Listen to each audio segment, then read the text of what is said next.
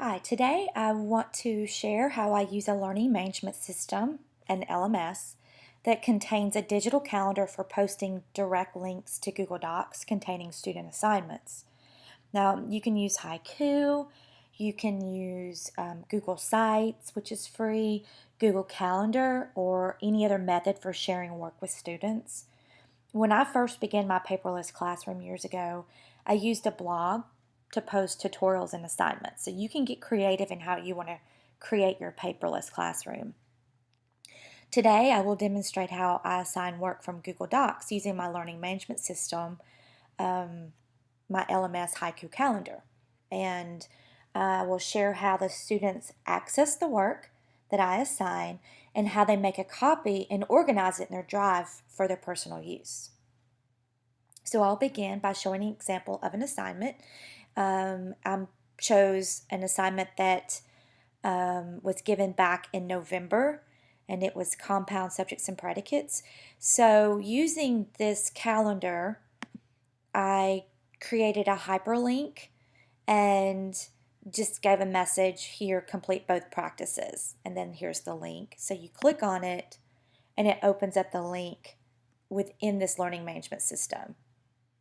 So before I post it in a location to be accessed, I want to make sure that the sharing section of the document is set to view only. So I'm going to show you. Here's the document, the assignment. And if I go over here to the share feature and click on it,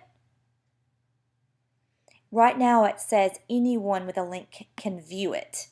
Now I can change this by if I want them to be able to edit it. If I'm collaborating with them, I would select that. Anyone at my school can comment on it, or can anyone can view. Now right here, this button, or actually it says advanced, you can click on that and you can change your link sharing here, and you can actually only just share it with specific people. So if I selected this, then I could type in right here the people that I want to share this document with. So I wouldn't make this link available for just anyone. So right now it's set at view only. And this will prevent the document from being altered or changed from its original form. I want the student to be able to make his or her own copy to complete the assignment, and I always provide the steps for doing so at the top of the document with a consistent image that will serve as a reminder. And an infinite number of copies can be made from this document if chosen.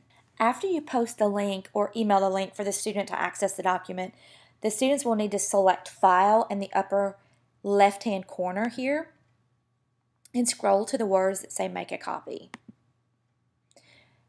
When completed, it will allow the student to name the document. And I always have my students to scroll back, and if the title is lengthy, and highlight Copy Of and replace it with their name. And I have them to leave the title the same so that they can locate their document easily. After the student names the document, it's important that they begin to develop good habits of organizing the document. And this can be done by clicking on the folder icon at the top of the screen. And here you can see if the folders are already created for organizing the work, a specific one can then be created. Like down here, I can create a new folder.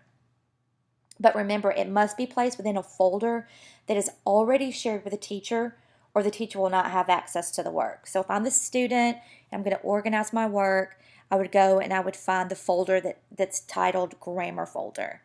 I know it's right here, yeah.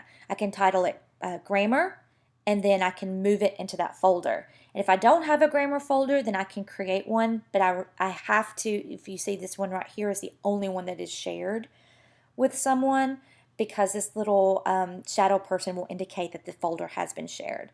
And this is my account, so you don't see, I have not shared this grammar folder with anyone, but your student will have a shadow person inside of this folder if it's been shared with a teacher. And all they have to do is move it in the folder, and it's automatically able to be accessed by the person the folder is shared with. Now, once the document is copied, renamed, and organized, the student is ready to complete the assignment. And that student is the only one who will have access to it.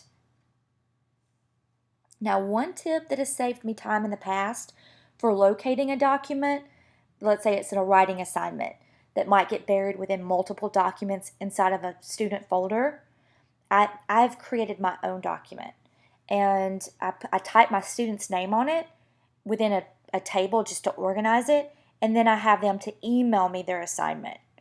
So when they email me their assignment, I copy and paste the hyperlink onto their name, and then I just access their writing from my document. I'll show you what that looks like.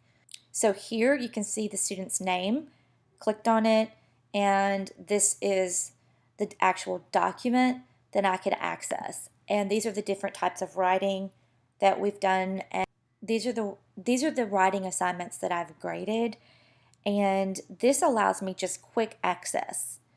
In the end, it kind of creates a portfolio of the writing that can be used during parent-teacher conferences or parent meetings.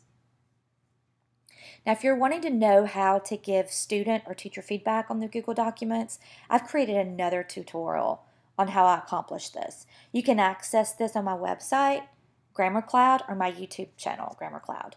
I hope that you continue to have success on your digital journey.